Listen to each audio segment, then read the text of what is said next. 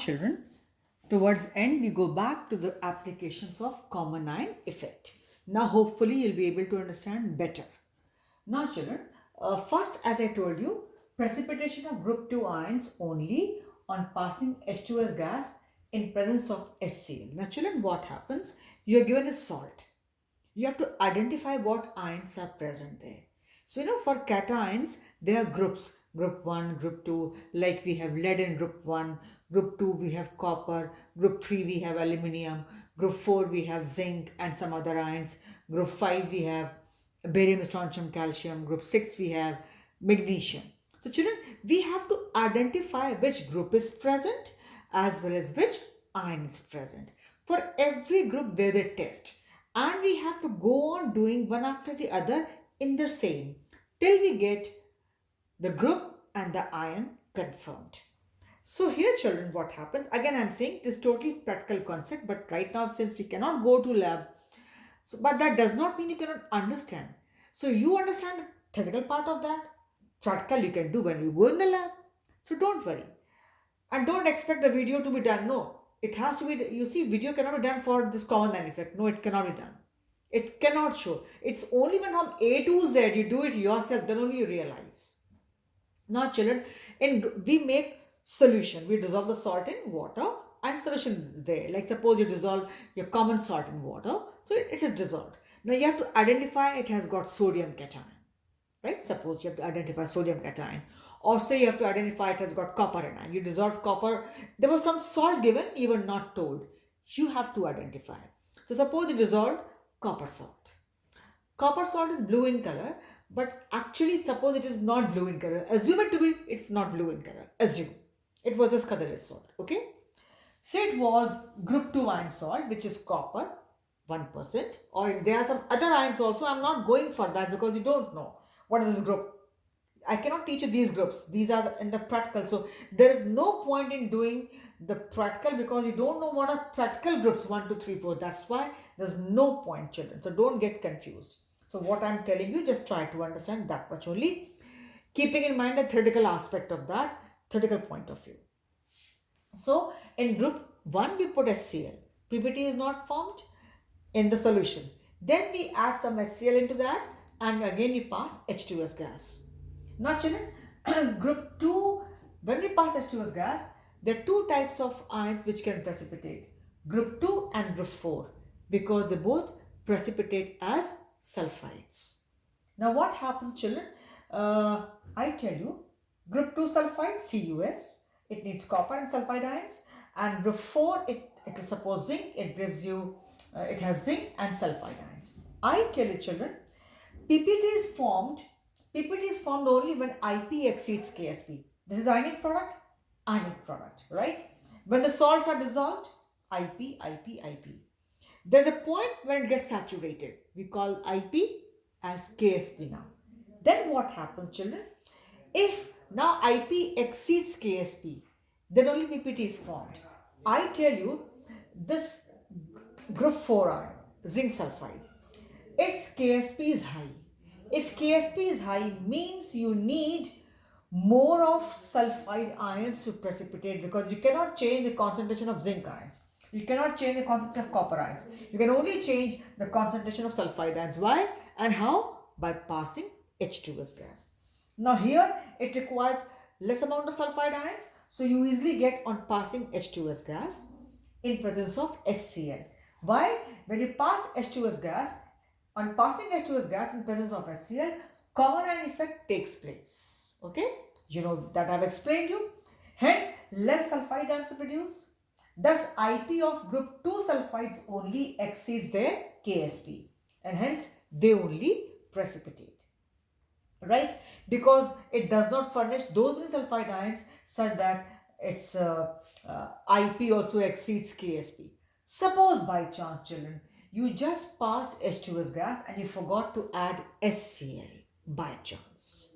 Then, do you think the phenomenon of common ion effect will take place? No, because common ion effect takes place, it's only when we have strong electrolyte in presence, strong electrolyte already present, and then we pass H2S gas. Suppose you forget then the phenomenon of common ion effect will not take place. And then what will happen? Sulfide H2S gas, the way it breaks up into 2H plus and S minus minus, it will ionize and it will furnish those number of sulfide ions which might precipitate your group 4 radicals also as the sulfides, because if this concentration increases, children, so what will happen? Overall IP will exceed the KSP and hence PPT can be formed. I repeat, to form PPT, to get PPT, PPT is formed only when IP exceeds KSP. This is your ionic product, ionic product. When solution is saturated, the same IP is called KSP, to which you call solubility product KSP, right? Now what happens? If, as I told you, once we make solution, we cannot change concentration of zinc and copper or whichever ion is there. We can only change this because we have now from outside we can add sulfide ions by passing H2S gas.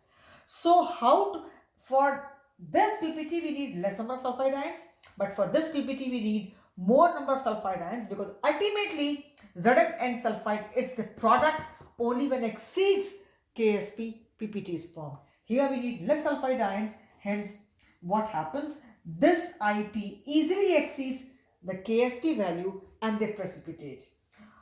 On passing H2S gas in presence of HCl, common ion effect takes place, hence less sulfide ions are produced, right? Less sulfide ions are produced. Hence less sulfide ions are produced. Thus IP of group 2 sulfides only, this is group 2 sulfide. Group 2 sulfides only exceed their KSP, right? Suppose the KSP. So when sulfide ions are sufficient in number, not much, easily exceed the KSP and PPT is formed. And here what happens? Because the value of KSP means the product when the solution is saturated, means dissolved, is high. So in order to exceed that high KSP value, you need more number of sulfide ions. You want free ionization of sulfide ions. So, and that was controlled in group 2, but that is not controlled in group 4. Hence, when it is not controlled, sulfide ions are sufficient in number to even precipitate group 4 radicals as their sulfides. Because there, the phenomenon of common ion effect does not take place. Here we control because we need less sulfide ions. So hence, by the phenomenon of common ion effect, we get easily the IP exceeding KSP and PPT is formed, and here it does not take place. And if by chance you forgot to add HCl, then what will happen? Common ion effect will not take place. Maybe you did not have the group 2 ion present in the solution, and in group 2 only by mistake zinc is precipitated because sulfide ions were large in number, and your reporting will go wrong, that you had to report actually group 4 present, zinc present. You will report group 2 present and copper present by mistake. So that should not be there. So this phenomenon of common ion effect takes place, or else I tell you children, whenever the question comes that why we do so this in group 2 and group 4, which I'll come gradually. So you will say because the phenomenon of common ion effect takes place, and under that condition only IP easily exceeds KSP and the PPT is formed. Otherwise the higher group sulfides will be precipitated. I think children, what will happen in my next video, I will dictate some answers rather to you and you will be writing, or I'll give you points like this. So I gave you a point here.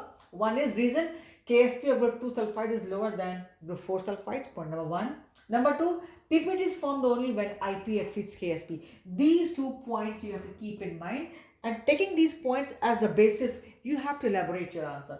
On passing H2S gas in presence of HCl, common ion effect takes place, hence less sulfide ions are produced. Thus, IP of group 2 sulfides only exceeds their KSP, hence only precipitate, hence less sulfide ions are produced. Thus, IP of group 2 sulfides only exceeds the KSP and hence they only precipitate and not group 2. So this is what you need to know. If by chance you forgot to add HCl, if it was not there, it will break up in the normal routine. Large number of sulfide ions will be produced and this might come in group 2. So you have to report, suppose group 2 copper present and you made a mistake, suppose copper was not there, so what will happen? Suppose zinc was there, zinc will come in the place of copper and the result will go wrong. Zinc you had to get in group 4, but zinc will come only in group 2 only if the phenomenon of common ion effect is not carried out, that is by passing H2S gas in presence of HCl.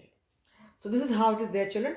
And yes, I know. And don't mind, one day the lab will be there, you all will be doing, and then only I can explain you. Because children, the whole, it's not one experiment. It's the entire analysis and all the ions one has to go through. That's why there's no, some children ask me that, ma'am, please do one practical and do. It is not possible, children. It is not possible. One video is not possible. This is entire analysis which will take hours altogether to do and understand. And it's not only one, group 1 or group 2. It goes one after the other. So this is how I've explained you this thing. And still, I guess to some extent it would have been clear to you. And if not, when I will take other example and then further example, it will be clear to you. So don't lose heart. I understand. You just try to give your best, and because children, video 1 or 2 will not be possible. It is a whole exercise of hours together, right? So for this video I stop here. More I'll take in my next videos. So for this video I stop here.